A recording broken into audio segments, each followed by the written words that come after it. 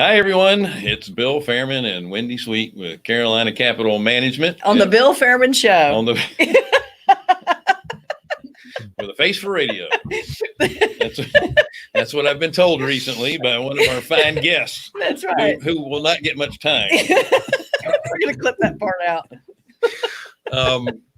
Again, Carolina Capital Management. Our website is carolinahardmoney.com. Don't forget to subscribe, share, like. What else? Yeah, get all your friends to get on this one. It's going to be great. We've got some comedians on today. Yes, we do. Yes, they're great friends of ours that are all in the real estate business, of course, but they're in the single family. Except for Glenn, he's got wheels connected to his single families, but they're single families. Right, they're still single family. That's right. So and don't forget questions. If you have any questions, just put keep them in the to chat. Yourself.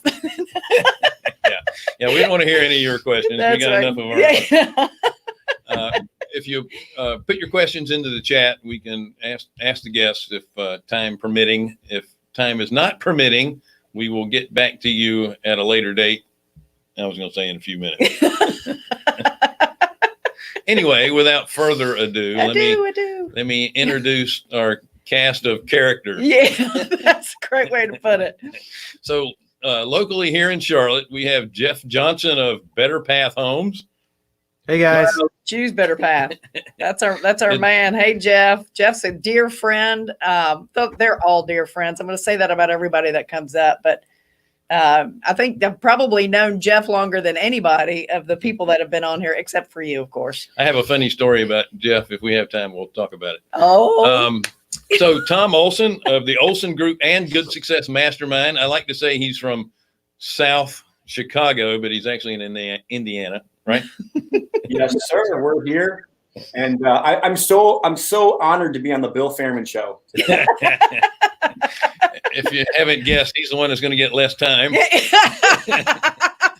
Next, we have Randy Lawrence of Prosperity Capital Partners. He is in the Tampa area. Is that correct? Indeed. Yeah, I thought when you were introducing Tom, it's like Tom Olson. I thought you were going to say like the Olsen twins. You know, He left his evil twin at home. He does have split personalities. There you go. That's it. And then we have Glenn Strongberg of Strongberg Investments, and he is in Fort Worth. And a little fuzzy today. I think he's having internet issues, but that's okay. Actually, sorry about that, but he's speaking to us on the other side of his shower door. It just goes to show you don't need good internet to make money in real estate. That's right. Or you don't have to pay for good internet once you make money in real estate. Hey, to clear it up, Wendy, the wheels are long gone. That's right. The wheels are, they only bring them. Hold the wheels. I just wanted to clear that up. That's all.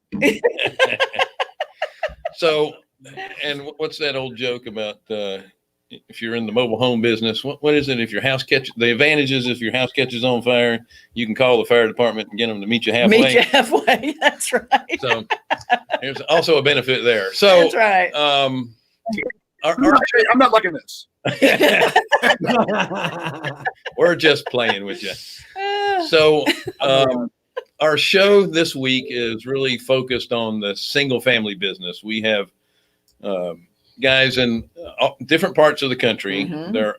They're focused mostly on single family. Now I know Randy has his main focus is multifamily, but Randy still does a lot of single family stuff. Mm-hmm. So we want to get the perspective on how the fix and flip business is working, in how different the wholesale parts of the country business is working, how the buy and hold business is working. And Wendy, would you like to get us started with any questions? Well, where do I start? I really would just like to get kind of everybody up on the screen if we could. And we just want to get like an idea of what's going on in your neck of the woods. And let's start it off with Jeff. What are you seeing now with the virus? The things are starting to open up a little bit for us in the Carolinas. Are you seeing a difference in what you're able to buy? Are you seeing a difference in what you're able to sell? How are you how are you looking at properties differently these days? Well, so we had a little bit of a pause there, where we couldn't, on the buy side, we couldn't go out to properties and physically look at them. We had to do everything virtually. We're still doing a lot of that, just because people are still a little bit freaked out. But we've had more leads in the last 3 weeks than we've ever seen. Part of that's because we're ramping up our marketing, but there's just people coming out of the woodwork right now. I don't know if it's because they're scared or if it's because a lot of their other options have gone away. I know a lot of the big buyers, the hedge funds and Open Door and Zillow and all these guys put their buying programs on pause, and they were, some of our biggest competitors. So we've gotten tons of leads from people who were under contract to sell to Open Door. And Open Door just bailed, just basically left them hanging. So just tons of leads coming in. I can't say that they're all fantastic because, once you've been told that you get paid market value for your house and you don't have to have, you don't have to involve real estate agents, it's kind of hard for us to bring you down 30-40% from that. It has sparked some more conversations. As far as the buy side, everyone's a Nostradamus on the sell side. Right. Everyone's a Nostradamus. Everyone's, the sky's falling. And we even thought we were going to have to change our sales strategy for wholesale deals and also for our retail deals. But it's still just, it's nuts here in Charlotte. It's nuts. I had 3 new builds. I think I told you guys this earlier this week. I had three new builds just coming out of the ground. All 3 of them are pre-sold. Wow. What's the price range on those? So those are all over 400,000. Wow. And those all pre-sold over what I was originally asking. So there are people still moving to Charlotte. I think this is a market by market thing. Yeah. People were moving here already. So we've got a lot of demand from people moving here. And then you've seen a lot of supply drop off the MLS because people don't want to show their homes. So honestly, it's actually improved our numbers on both sides. So I'm not thankful for the coronavirus, but at the same time, I think it's, not to mention it's forced us to get a lot more efficient in our operations. Yeah. So it's done a lot of good things for the real estate business here in Charlotte, I think. And I think it's just going to get better. I think everybody's going to bail out of New York. They're going to bail out of Boston. They're going to bail out of all those draconian states. And guess where they're going to come? They're going to come to Southeast. That's right. We're ready, right? Yeah. I was going to mention, Jeff, that one of the things that might help you in your marketing to people that have already been marketed from the iBuyer that backed out is that although they say they're paying you market value, there's all these fees that they add in that they have to pay, and it's not really market value in the end. That's what they think they're getting, but in the end, once all those fees are added, they're probably close to where you're going to be anyway. Right. Well, we kind of know that. We've researched all those numbers and we have all that stuff in our back pocket, but still, people have the mentality of market, I'm getting market price for my house and I don't have to deal with real estate agents and they're going to close in 7 days. And then we have to bring them to reality. It's just, it's a hard conversation to have, but we're weeding through those and they're starting to trickle off. Yeah. Awesome. How about you, Tom? What are you seeing in the great south of Chicago in Indiana? What's going on there? I think I think we have to look at this. This is more than ever a more localized issue than ever before. I agree. Yesterday, there was a big report that came out that talked about all the people moving from Boston and New York and New Hampshire to Florida, and we're already seeing that happen. So I think we have to go back to where we were before this whole thing started, and there already were trends in place, and I think that a lot of those trends are going to get multiplied. I don't think that they're going to change. So some of what Jeff said, I 100% agree with. As far as us, like, we're kind of in a boring area, but we just so happen to be like the one state around us that's already open. Illinois is still staying shut down. Michigan's still staying shut down. So, we're getting some benefit from that. But if you look at our unemployment versus the rest of the country, which everybody's been, saying the sky's falling, 30% unemployment, we're like at 5.5. So, That's great. Wow. I mean, and it's not like, it's just not as bad as people, as if you watch the news all day, it's not as bad as what people think. So, and again, I believe, maybe it's just because I'm insulated and I'm in this area, that I kind of believe that that's not the case everywhere else. Jeff just talked about his being shut down from even looking at houses. We were never shut down for looking at houses. We were considered essential the whole way through. Our property management company was essential, even our retail. Realtors were allowed to show. They were just kind of like cautioned about social distancing and using masks. But like from us, like the retail market, we actually have an advantage with our vacant properties to sell retail right now, because exactly like Jeff said, if a house is lived in, there's going to be a whole lot less showings, and people don't want to show their house. So I think we've actually had an advantage on that. We do so many things. Our vacation rental portfolio got like kind of decimated for 2 months, but we've already gotten back about $40,000 worth of bookings, and literally in the last 2 or 3 weeks. Awesome. But we lost about $80,000, worth of revenue, and we were finding that, all to begin with in the first place. Our property management company honestly has been rock solid. We're actually collecting rent at a higher rate than normal. That's awesome. Which, I mean, is absolutely crazy. I don't understand it. Everybody was worried at the beginning of this from collecting rent, but we're not having any issues with that at all. I'll tell you we had so many blessings. I just got off the meeting with my level 10 and my leadership team with all my companies. And really, like, we just started counting the blessings and everything that's happened because of this. We've got to hire some rock stars that I don't think we ever would have been able to hire. We've got to let go of some dead weight and some, people that we were kind of probably should have let go, but didn't, but this kind of forced our hand. And I think all in all, as far as single family goes, if you want to know what I still think about single family, it's the same thing I've been saying for the last 2 or 3 years. I really do believe people that are in houses that they can't afford to be in those houses, but they just they barely qualified, they're going to be the ones that, like, the first 2 or 3, weeks of not getting pays are going to start going into not being able to pay. And those are the people that are going to get hurt. And I still think that's in the $300,000 to $600,000 price point. And I still believe that the under $200,000 price point, which a lot of us, roam in for rentals and for turnkeys and what we do, is going to stay strong. And I actually believe that the prices are going to go up, not down, in that price point, because people are going to be forced down into that price point where they're maybe before they were in a different price point. The only other thing I would tell you is single family rentals. The demand has gone through the roof. Wow. We're getting 5 times the applications that we've ever gotten before. And a lot of these people are moving from multifamily buildings, and they don't want to be there. They don't want to be in a multifamily building right now.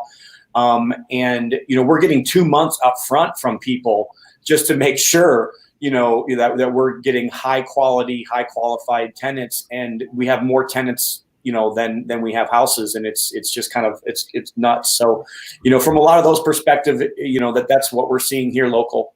Wow, that's incredible, and I love that you are thinking that housing will probably even increase from your mouth to God's ears. That's what I'm praying for. Only in that lower price point, Wendy. I really believe we're going to get hit. That $300,000 to $600,000 price point of all those people that could have barely afforded their home before. A couple of weeks of not getting paid or something happens to them, then I really believe that area is where we're going to see the biggest foreclosure rate, because it's going to happen. We are going to see foreclosures happen. Yeah. Well, yeah. The talking heads on television are saying that it's the lower price points that are going to be hurt the most, because those were most of the people in the service industries and whatnot. But I don't agree with them. Nope. I agree with you, because you're going to have people, because he's on our show. Well, besides that, well, who owns those properties? It's not those people that own most of those properties. That's right. Well, the ones that do, the ones that do buy those homes, are let's put it this way: if we do have to take a few back, you're still going to have people that are moving down to that price point, and then there's also investors that are interested in those houses. So the demand will still be there, versus I don't want to say the luxury market, but the upper middle class market, right? Where people are. Yeah. And as far as buyers for our turnkey product, the buyers are still coming out of the woodwork. They did slow down. Everything slowed down for like a month. Yeah. Sure. They're fast and furious right now. And I'll be honest with you, we haven't bought a house for 3 weeks until yesterday. We bought 3 houses yesterday, but it was almost like in our area at the beginning, I was the only buyer because I'm like, I'm going to stay buying and I was getting houses cheaper than I was ever getting them. But within the last 3 weeks, those people now are actually almost overpaying more so than they were beforehand. And I'm like, why in the world are they overpaying now? Yeah. But, so we're kind of staying firm with our numbers, but the cash buyer market is already heated back up in our area. Yeah. Yeah. And not open door, not to the extent that maybe Jeff was talking about, in his area before, but our local cash buyers are already buying at a higher clip than they were. Yeah. One of the things that I've noticed too, because I get all the initial calls for loans, that the borrowers that are calling us now are all coming into the bread and butter arena. They're people who were doing things that were a little more expensive and a little more risky. Now they're really touching that bread and butter area, which we love anyway. So that works out great for us. Randy, how about you? What are you seeing in Florida? Yeah, we things have been going really well. The March, when it first started happening, we canceled probably 6 contracts just because those properties were purchase of homes that would be resold to rental guys. And I just knew, April, nobody's buying, you know what I mean? And so we'd have to make adjustments on the price. April, we had immediately adjusted kind of our pricing structure just because, again, out of prudency, we took a haircut off the back end. Most of the stuff we deal with is in the probably sub 300 first-time home buyer for my market here in Tampa area. And but again, out of prudency, we're taking a haircut off of that ARV. So if we were buying a house for 120, we need to be more like at 100, 105 now. Just again, because that's going to happen. I mean, I've seen a house where we had it under contract before at 380, and then probably 3-4 weeks ago in April, we contracted it for 355, just because, again, that's the nature of people are, going to look for a bit of a price discount. But that being said, we've got 3 houses that we got under contract in the last probably week and a half or so. And then just today, I was told by my team, one of the houses that's up for sale for, 210,000, multiple contracts. The last 2 properties that came in that we have put under contract to sell, again, multiple contracts on. So in that first time home buyer price point, the activity in traffic has fallen off for sure, just in terms of the showings and all like that. But I had told our team, because we've been essential through the whole process as well.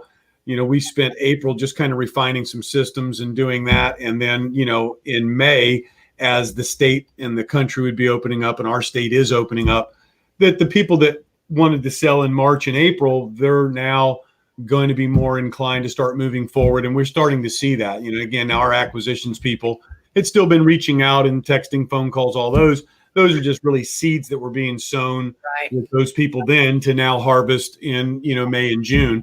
And a lot of the other buyers are out of the picture just because they don't well capitalized like us, or they were relying on, hard money that doesn't exist anymore for them. Right. Or, a lot of the wholesaler guys, they don't have any money. They're more flim flam kind of guys. And, realistically, when they got shut down, they didn't have any money. So they're really not there. So that's eliminated, the legitimate buyers in a good way, so that we're, there's probably a strong handful of larger people like myself that are, in the market still. So, but, we're seeing this as a good thing. We're beginning to increase our marketing, as we move forward here over the next 2 weeks. So now, again, I think also too, though, that a lot of this, there's, pent up demand and there's limited supply, and people, like Tom said, where, they're not selling, even regular sellers, because they don't want people in their home. Right. So that's a benefit to us because it compresses, the amount of houses available on market. And so I think we're down to about a 2-month supply, which normal sees 6. But that being said, I think as we move through this and as the economy worsens, and then some of these people, no doubt, that are in forbearance, there'll be more houses coming into the marketplace. So I still believe that, there's going to be some softness that will happen. And, you know, we're prepared for that. We're focusing on fast renovations. I'm not taking on a 8-month project kind of thing. It's like get in, get out in 4 to 6 weeks, you know, cosmetic renovations, roof AC, whatever, boom, have it on the market. And, you know, that way there's less price sensitivity. Right, right. Folks, don't forget to share us, like us, check us out. Yeah, subscribe, all that special stuff. You know, you mentioned too, Randy, that the hard money lenders, which don't exist. I have to tell you, just the past couple of days, I've gotten emails from 3 or 4 large hard money lending companies that are saying that they're back in the market again, lending money, but it's a completely different ball game than it once was. Credit box is tightened significantly. Yeah, they're looking for higher credit scores. They're lending less. I'm seeing 60% being very common for 60%. And they're requiring more out of pocket, like they're doing 80% of the purchase price. And I'm seeing some really, really tight things going on there. And as far as the rental, you know, with the longer term rental market, that still has not come back. I've seen a few start to lend, but the box that they're dealing in is so tight that you know, Warren Buffett couldn't qualify for it. So it's getting really, really tight. Glenn, what's going on in Texas?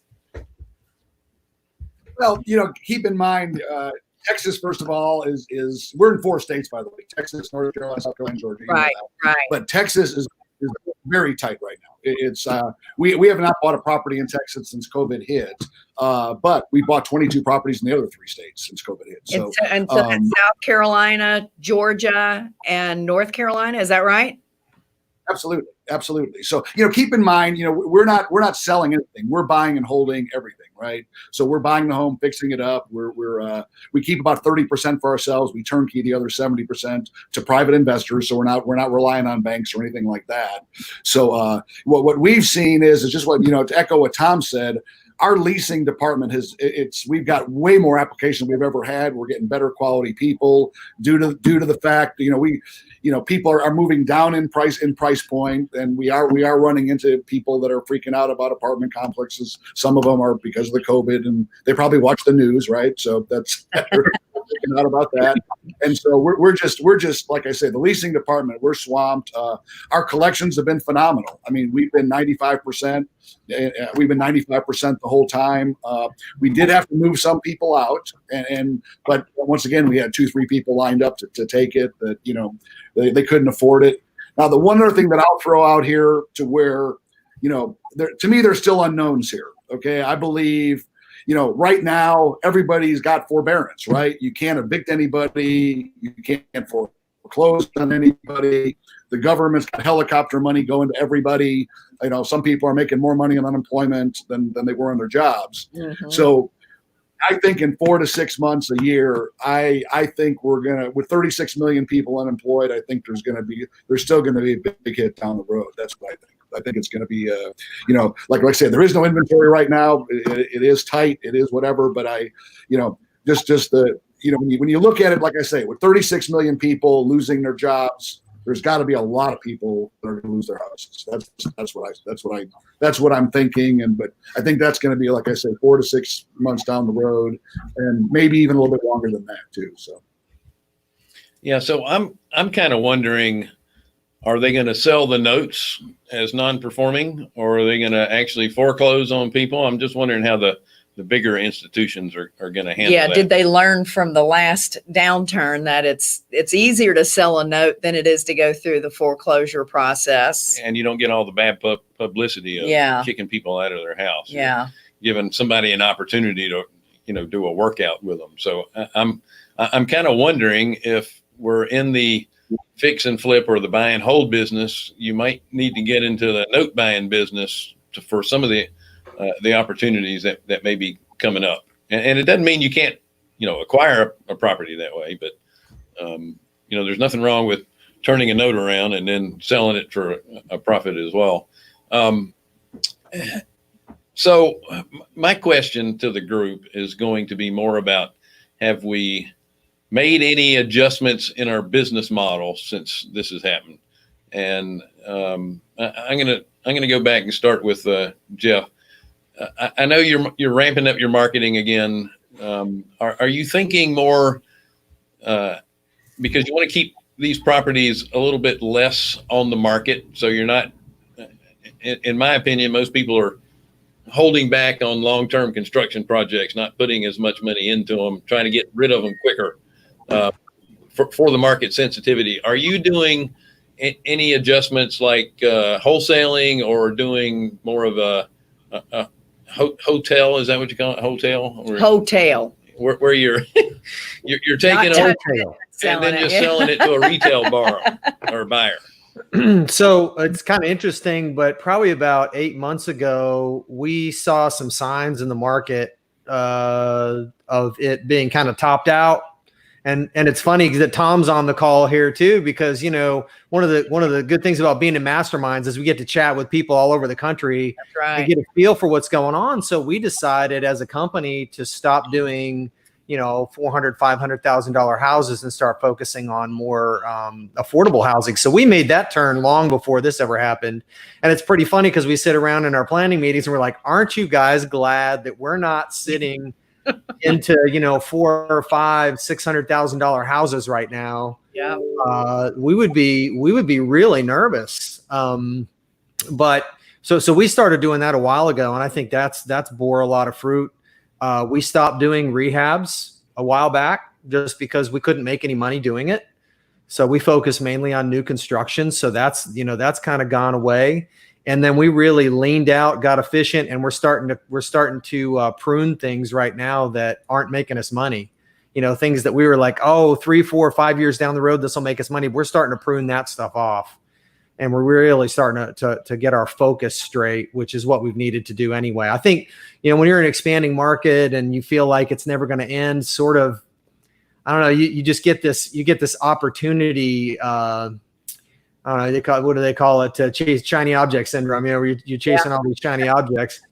And so we really had to put that on pause and just really focus on our core business and make sure that it's healthy. So that's what we've been doing a lot. And then really just trying to be smart about what we buy. And we started wholesaling a while ago. When we stopped rehabbing, we had this marketing channel that's just cranking in all these deals. And we used to buy them all and fix them up and sell them. Well, we started wholesaling all those. So now anything that we get that comes in house, we wholesale out to other investors. So we're not even buying any distressed homes right now. We're only building new and we're wholesaling everything else. That's awesome. So have you thought about trying to sell some of those homes that don't need a whole lot of work to retail buyers? Well, but see, then you got to close on them. And I don't want to close on them. Yeah, you just want to sign that contract over. That's nice and clean. It's not to say that if we got a good subject to deal and we didn't have to come to the table with a lot of money, we might not close on it and resell it. But anything we got to pay cash for right now, we're wholesaling. Sure, Excellent. that makes sense. How about you, Tom? I will just say ditto from what Jeff just said. And honestly, there's two things. We've been preparing for about the last 2 years. And I moved my entire operation at the beginning of 2019 into this super low price point almost on purpose. So like it doesn't matter if we have to close on a house, it's like 15 grand. It doesn't matter to me half the time, or 20 or 30 grand. So, I mean, honestly, for us, it doesn't, we haven't changed our core business, but we changed it 2 years ago. And a lot of it was because of being in masterminds and hearing what was going on and knowing, exactly what was going on or what was to come. And then the second part of this is, and it actually also goes back to masterminds as well. We put ourselves in a very good cash position because of focusing on net profit, because of focusing on how much cash on hand we actually had in our own business and not letting ourselves get so like wrapped up into paying more people and having a bigger business that we don't have any cash sitting on the sideline. So, I mean, and even me, like we even had a boot camp called the net profit boot camp, and we were focused on knowing your numbers. And even that for us, we were teaching it, and we were, for the most part, our business was in pretty good shape. But there's things and tweaks I put in my business in November that I feel like if I didn't put those tweaks in my business in November, we probably wouldn't be in as good a position as we're in right now. So like, as far as for the whole, yes, there's some little tweaks. There's some things that we're changing in property management. There is, some efficiency things that we have figured out how to do virtually that I think will help us in the future. But overall, we've been putting in place, I think, the perfect storm for, at least for us, for the last 2 years. So, I mean, overall, the strategy hasn't changed at all. That's awesome. And Jeff mentioned too about being in a mastermind. We're all of us on this screen are in masterminds together. And,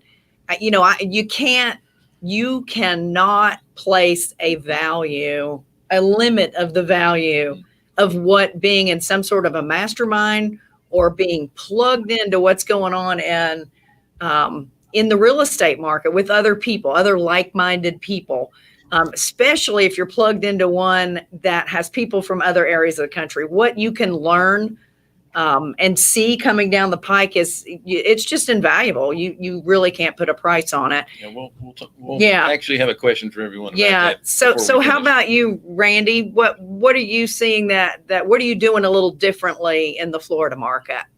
Yeah, so we've been super disciplined in our business and approach, probably starting back at the end of 2016, that we really shifted our complete focus to only buying, cookie cutter, sub 300, first time home buyer homes, so we've been doing that for probably 3.5 years now. And I've done $1 million homes and all that stuff, here in Florida, but just really recognizing, that we want to be prepared. All those properties have multiple exits, and, also they sell really well as that first time home buyer approach. And so that's really served us well in this moment in time. Also at the same time, simultaneous to that with the mastermind groups with Tony Robbins, CG, Freedom Founders, we really started focusing back on then as well as building our liquidity and cash reserves and all like that. And so we've done that multiple years over. And so it's really put us in a great position in terms of where we're at. And we've not gone through anything that's really super difficult as it relates to the single family home market. And then even too, we'd been aggressive in January and February selling. So normally where we may run 15 properties on market, most of our stuff we sell, probably 60% retail, 30% hotel, and then 10% wholesale, where we just sell it to other cash buyers. But we clean that down to probably about 7 or 8. And then our construction pipeline, we'd probably have, 10 to 15 properties under construction. And we probably by March had that down right about probably 7 or 8, 9. And so again, which is a great position. We entered into, April and probably had, 6, 8 houses on market. And so that served us well. What we did change though, as I shared before, was our current buying criterion. And again, there's case to be made. Well, you don't need to do that. But again, we operate, look, I've been through 8, 9, 7, started in 03. It's like, I'd rather be conservative and pass up a deal than to do a bunch of work and not get paid. Right. And it's just, been there, done that, and it's not worth it. So that's where, again, we changed that formula for ours, where it's like, if we're counting on an ARV of X, we want to take a 15%-ish haircut on that. And, all of our properties, our acquisition people, they look at it threefold, what's it worth wholesale, what's it worth hotel, what's it worth retail. And then we select the most cost, best benefit strategy for our company. And so we continue to do that.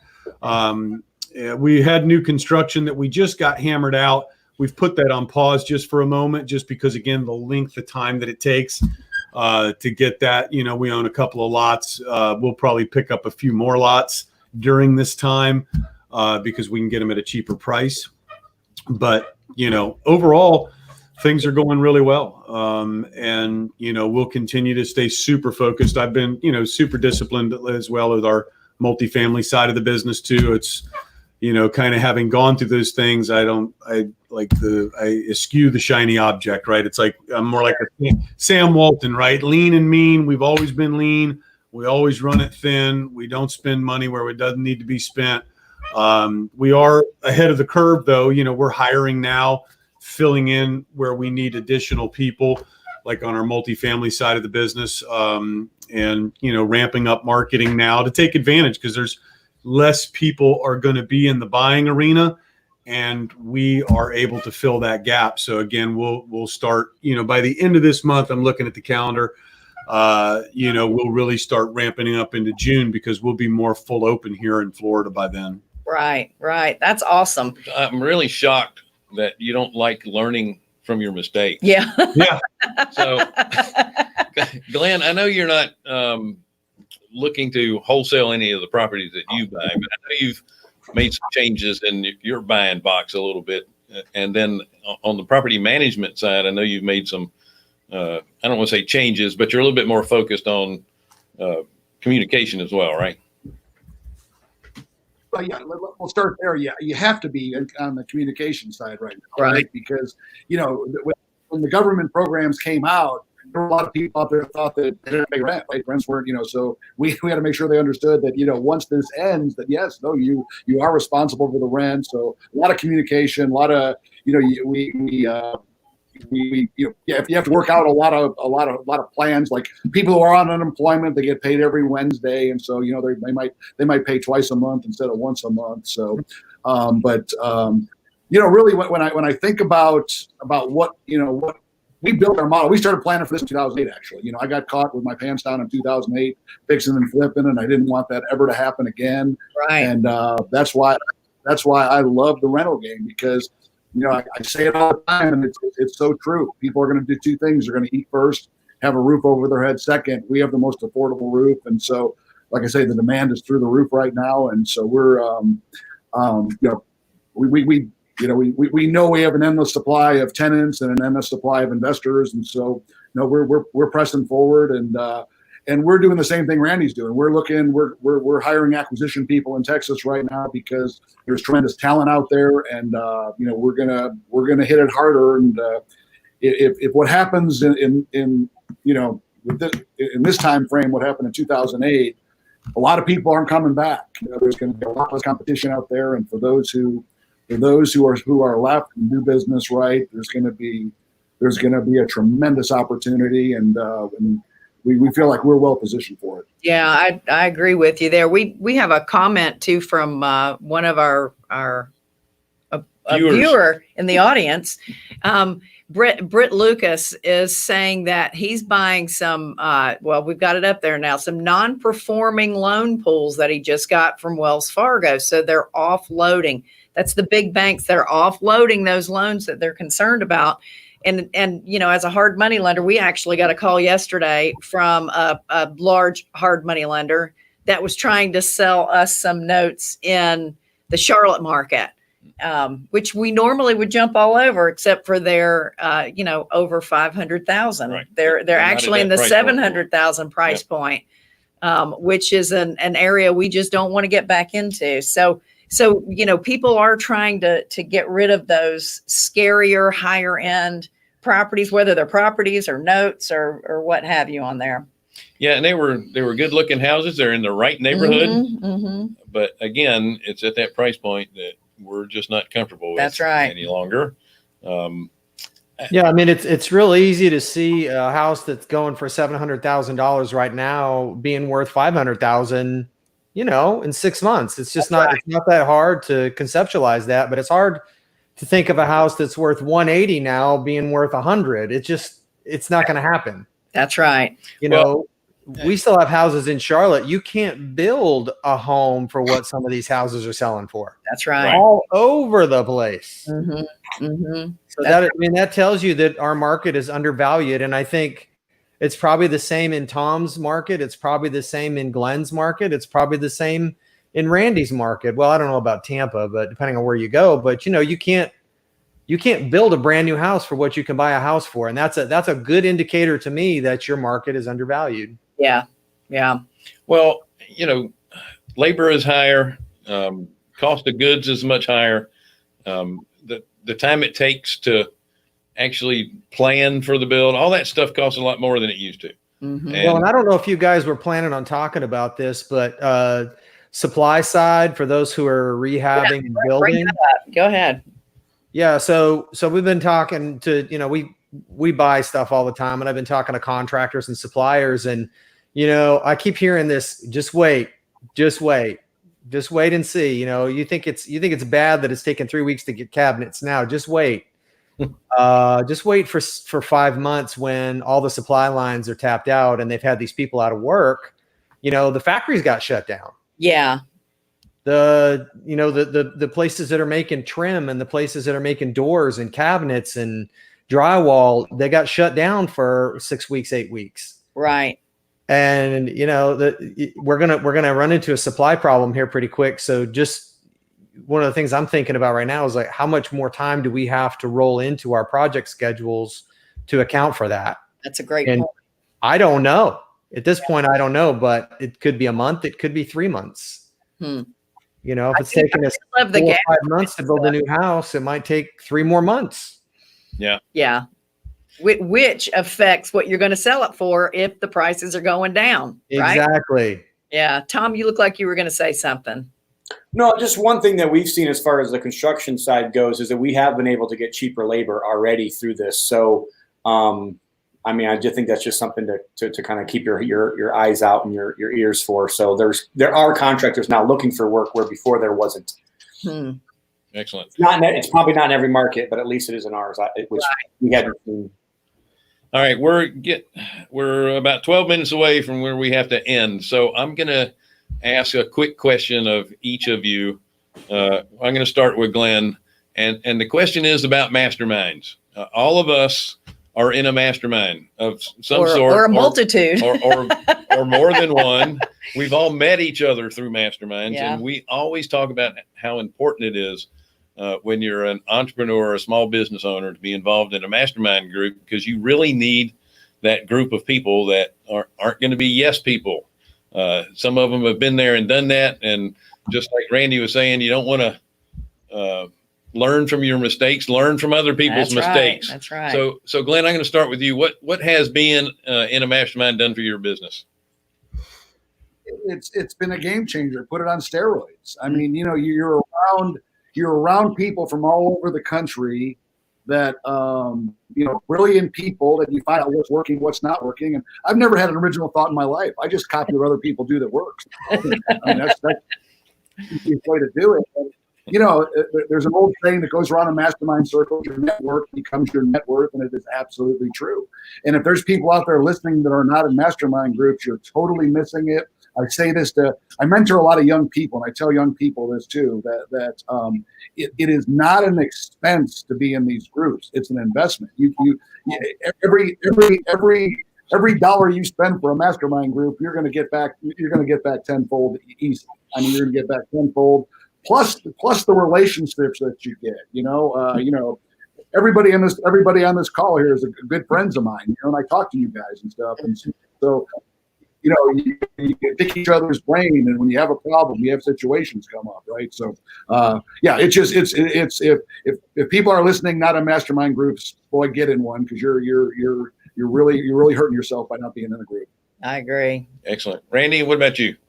Yeah, I mean, it's no doubt the value of what it's done for me. I'm in multifamily as well as several, single family and or real estate related masterminds. And so I look at like what we've been able to accomplish. We have $100 million plus in multifamily assets.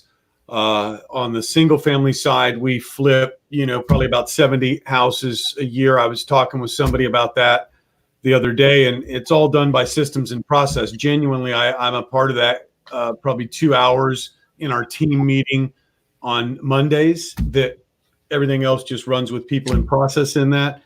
And then, over the last 8 years, by intention, my family and I have spent at least a minimum of 2 months per year vacationing together as a family to build life experience and memories as my daughter's grown up to now be 16. And I'm not saying any of that to brag, but to saying about what's possible. Right. And I learned a lot of those possibilities by being around other people that were doing similar things or greater things. And then I was able to say, well, hey, this person's doing this. I'm going to plug it into my purpose. And this person's doing this, and that fits with my God-given direction that I'm going. And, so all of those things help me to facilitate that. And there's not anything that I do now that doesn't have a fingerprint on it that's come as an impact from the masterminds that I've been a part of. Right. So it's like, if you're not willing to step forward and make that investment, like Glenn said, you are missing out, because I've been like in Collective Genius for 8 years because it's a compounded return every year based off relationships, based off monetary. It's a no-brainer. And so I would just absolutely encourage the listeners, take that step. I remember the first one I joined, I'm like, oh my God, it's that much money. But it's like everybody in it was like, dude, it's like, man, I'm getting this out of it. And so I had to have faith, right? And that's where you had to have faith in the assurance of what's hoped for, the conviction of what's not seen, and just believe, okay, everybody else is getting that, I'm going to get the same. That's exactly Excellent. right. It's I can't agree with you more, Randy, with what you've said, all of you so far, of what you've said. It's being in a mastermind is the reason we are where we are today, with the contacts, the network that we've built through being in these masterminds. And what I really love is that what I learn when we go off and meet with our fellow mastermindees, I get to bring back and share with the groups that we are facilitating here in town. Bill does one in Rock Hill. I help facilitate one in Charlotte, and it's wonderful to be able to share that information with others, and just take what we're getting and turn it around and throwing it out to other people. So we're able to give back. And I think Glenn who was next in line? Jeff. Well, actually, I'm going to save Tom for last for a reason. Yeah. And it has nothing to do with the Face for Radio comment. That's right. So Jeff, what does it mean for you? So, when I originally started looking for a mastermind, I realized that, joining one of these, it's all about information, relationships, and time. So where can I go to get information from people who've done what I want to do? Right?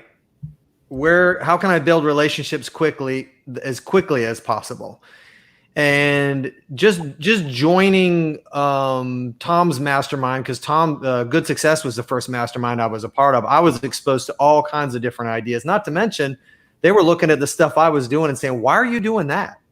Or, you start to get other people look at your business and help you realize what you're doing right, what you're doing wrong. And a lot of these people have made the same mistakes that you're making, or have made mistakes that you might make. And it saves you tons of time and money. And it's just, I can't even explain it. Like, okay, for instance, Glenn was the first person that introduced me to the thought of investing in mobile homes. Right. I never would in a million years touched a mobile home until I met Glenn. And he's like, man, these things are the best things since sliced bread. And the next thing I know, I'm buying mobile homes and making money. I'm like, I got to do more of this. And, right now we've got 7, 8, 9 mobile home projects going. And then, one of the things that you got to be really careful about what masterminds you join, because there's a lot of these masterminds out there that just, it's rah. Everybody's doing so great. And nobody's being transparent about what's really going on behind the curtain. So if you're part of a group of people, or you see a mastermind where everybody's doing fantastic and everybody's making, all this money and it's so easy, and I work 4 hours a week, and, be real cautious about those, because the reality of it is that it just doesn't work that way. Right. And once you take a peek behind the curtains, you're like, oh, wait, these people actually aren't making much money. They're bankrupt. You got to be real careful about that. And then, like I know a lot of these masterminds, they don't make a lot of money, or zero. Mastermind's not a big revenue center for them. They do it because they love it. And I know that's true with Tom. He doesn't do it for the money. He does it because he loves it. Right. And that's the kind of people you want to be joined up with. Well said. And masterminds are not like a Facebook page where you have a fake life up there and everything's going great. Yeah, you get deep, especially in one like Tom's and several others that we're members of. It's faith-based. I mean, you're getting into the spirit world. It's about getting into your soul and, your big why. Why are you doing this? It's not about making money. It's getting your life right and balanced, right? Yeah, and making sure you're with a group of people that have a abundance mentality and lift you up, right? Encourage you. They're always looking to help each other, not necessarily. And here's the other thing too: it's not about making money as a business owner. It's about putting yourself and your family in a good position, and then being able to give back to others. Exactly. And that's what brings me to Tom. Yeah. Tom has a great mastermind, a good success, and I know, Tom, you have been touched by masterminds prior to that, because I know you were in a Several couple before well. You actually started your own. Mm-hmm. And one of the things that I get questions all the time, well, you guys, have a certain success, and that's how you're able to get into these masterminds, because a lot of them have a bar you have to reach mm-hmm. before you can get into mm-hmm. them. If I'm a fairly new investor, how do I get into a mastermind that can help me? Okay, Tom, there's your You're bone, up. buddy. It's actually funny that you said that, because I actually saw the need of that about a year ago, and we actually created the Community Go-Giver Club, which is actually a local mastermind that I'm actually planning on. And you didn't even know this, so those of you just tipped it up for me. But we're starting the Community Go-Giver Clubs all around the country, where you can start your own mastermind. And kind of be a part of the Good Success, national community, and it's a lot cheaper, and it's only a one-day event, so the person that's putting it on doesn't have a lot of upfront costs and hotels, and it's all local, so you don't have to worry about travel, and you don't have to worry about that as well. So we started that here. We've already built that up to about 15 paying members, and we're planning on planting those around the country. So I think you ought to start with a local mastermind group. If you ask me. I think if you can't afford, the $20,000 price tag or whatever on these, I think you ought to consider trying to, do something locally, or doing something that's not going to cost you that much money. Jeff, I know, has something similar to that in his area, yes, as well. So that's what I would recommend. And as far as just masterminds, I'm not going to, pitch my mastermind at all, but I believe that you ought to have masterminds for different things. You ought to have masterminds, I think, first of all, for who you are, because it doesn't matter how much money you make, it doesn't really matter, guys, what you do. If you're not the right person, then everything else doesn't matter. And that's the reason why I created the Good Success Mastermind, is to actually help invest into people and really making sure that they are the right person doing the right thing, and then for the right reason. And I think that goes into your why and your purpose. I think you ought to consider having a mastermind that really does help your business. There's some masterminds out there that are really business focused. They're going to help your business, yes. Maybe make more money. And I'm not against those. I'm for those. I don't want to say but you also ought to also have, that spiritual or that other side that helps you be the right person. Because in times like this, you really find out who your real friends are. Yes. I love that statement. Your network is your net worth. But I think, biblically speaking, if you're a Christian, you're going to have to, and if you look through the stories, your network is not only your net worth, it's also your survival plan. And you really find out who your real friends are and who really will stick with you in these times. And you want to spread that net. It's very important to spread that net wide for times like this. And, the people that are in your top 5, the people that you can call at a moment's notice, if you've got to make a life or death situation in the next 5 years, you're going to meet them at masterminds. Yes, you're so right. You're so right. I've said a couple times that, my kids have come to a lot of our meetings and the cruises, because we go on Financial Friends Network. That's another one that's really good. I brought my kids to them, and they've met. They come to our Sunrisers meeting on Friday mornings, and I know that if anything ever happened to me and my kids needed direction, that I've got a multitude of people that would step right up and help them. And although we love masterminds, there's other ways for people to learn. Randy has a wonderful podcast. Randy, you want to talk just for a second about that podcast? We're getting real close to the end. Yeah. So we do a podcast called The Real Estate Preacher. You can, check it out on iTunes or go to therealestatepreacher.com. And, that was really, for me, it was a way to give back, and it covers spiritual, mental, and then real estate strategy. So it kind of is a holistic approach where, and that's important because you got to have the right mindset in order to overcome certain fears. And you've got to have an element of strength or fortitude, I think, that comes, spiritually to keep you going through some of the rough patches, because in order to accomplish any goals, dreams, or vision, it's not going to be easy. And so that's just a simple way. Podcasts are a great entry point for people to begin learning. And then even from there, you can connect together and take those next steps. And that's really what it is. It's about the journey that, all of us on this show today are continuing to take steps of our own journey of improvement and our journey of helping others. And that's really what it's about. That's awesome. Jeff and I are in a local mastermind together called King City Mastermind. And it's really, really inexpensive. But the point of that mastermind is really to keep us accountable for making sure that God's running our business and we're not taking it away from him. We're walking in that direction.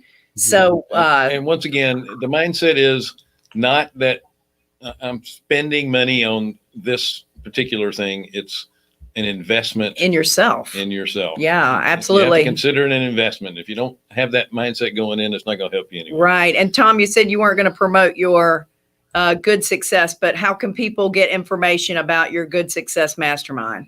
Just go to goodsuccess.com. We also have the Good Success podcast. We just did the 200th episode where I actually had my pastor on, which I was really honored to have. And then the 199th episode actually talks about a guy who had COVID and went through it. So if you guys are interested in that as well. Wow. And then we also have the Active Turnkey podcast that really drills down into rentals and property management and buying turnkey rentals as well with me and Jared. He's actually waiting for me right now to record our next episode. So we've got 2 podcasts that you can connect with us there as well on all the podcast platforms. Awesome. Well, that means we need to get the heck off and move along. Yeah. We're 4 minutes behind. Yeah. All right, guys. Thank you so much for joining us. Audience, thanks for being here again. CarolinaHardMoney.com. Don't forget to share, subscribe, like, kiss us. Tell your buds. Virtually. Tell all your friends, all that good stuff. We look at this group of people. We are so blessed to call these guys our friends. They're our brain trust. You need to get to know them too. They're awesome, awesome people. Thank you again, guys, for joining us. And we'll see all of you really soon. Look forward for having us. Take care. Good to see you guys. Have a good Virtual heart. Heart.